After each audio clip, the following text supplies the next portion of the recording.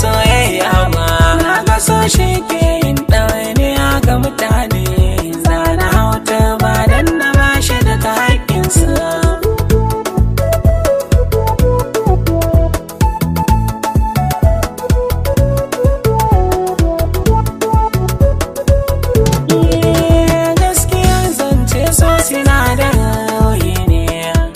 Shan wala a kan sani shaida ne, ya juya wani bangaren abin tsoro ne. Bayanan da suka gudana zantattu ne, ashe kowane ɗan adam so ne tushensa. Idan kun kula baya ya baje hajinsa, zuwa nan gaba na fahimta ba a barinsa. Da na san yana barazana ga matasa, yana sanya mutum ya sauya addininsa.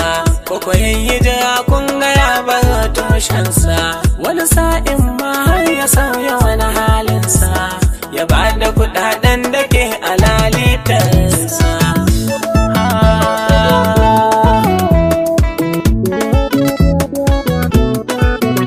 Yanzu na abukawa so kamar dai wasa, tunani na kaki nuna ba kya sona.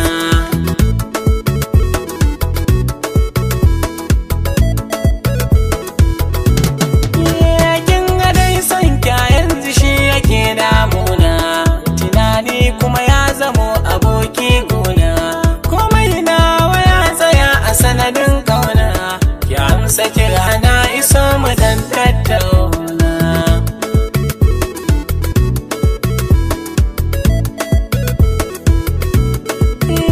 Kauna da nake miki tafi ƙarfin wasa, a kai naki da gaske ban gudun sa'insa.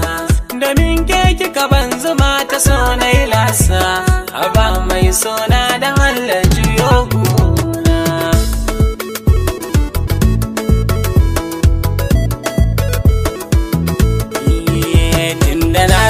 Ki ban ruwa da zan ɗan kurba, ki saita ni a bisa hanya karnai kwaba.